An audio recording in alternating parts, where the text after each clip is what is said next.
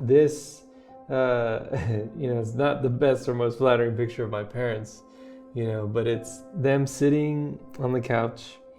And you wouldn't really tell, but, my mom's got short hair. And the reason she's got short hair is because she was on the road to recovery from having breast cancer.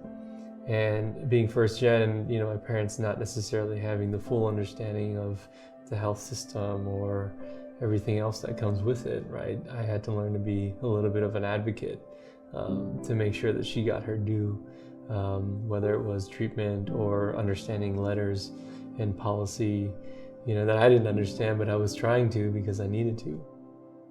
I carry these two with me in almost everything that I do because I think I became well aware when that happened of the magnitude of the sacrifice that they made to leave their families so that we could have the opportunity to live. And being faced with the question that I would lose my mom, it's a lot for anyone to process. It messed me up.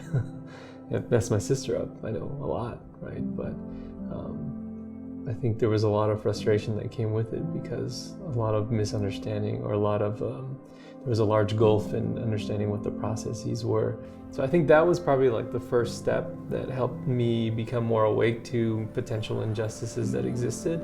I started to question, if it's this hard for my mom who, became a citizen, I can't imagine what it is for other people, right, who don't have access to this stuff.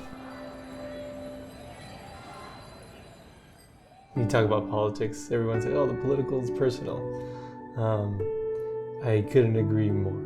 The reason why I'm in it is because of my family and my circumstances. I think I grew up in an immigrant household.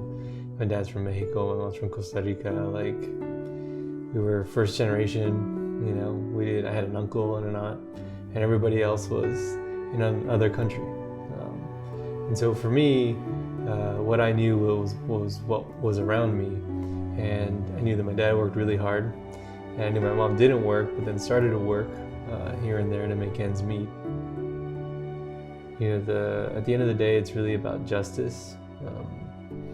And it's, if people work hard, if people play by the rules, if people put in the energy to succeed, they should succeed. And I think a lot of people can agree with that sentiment one way or another, right? But at the end of the day, I think that's kind of what it is at the core of why I do what I do. In a lot of ways, once you tease it out for people, they really understand. And I think that's really the key is once you humanize these issues, people understand actually that shouldn't be the case. Nobody should have to face that. And your answer to that is yeah, nobody should. Do something about it, right? And I think the thing that was most powerful about the work that we just wrapped up during this last election was that over 50,000 people voted for the measure that we put onto the ballot. So over 50,000 people in Long Beach agreed with us, and that's over 60% of the vote.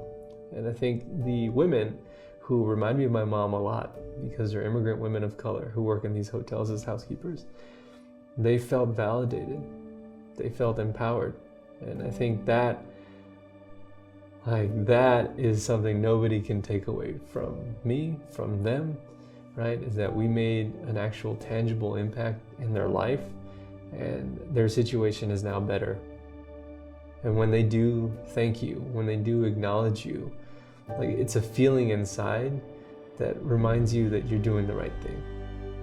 That you're spending your time on truly changing lives, and that they appreciate it, knowing that you're here for them.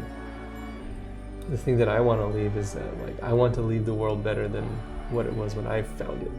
And when I say found it is really when I became politicized, when I became aware, to be able to point to victories that we've been able to accomplish, I think is going to be a legacy that is humbling, but also, I'm going to be really proud of. My name is Victor Sanchez, and I'm an advocate.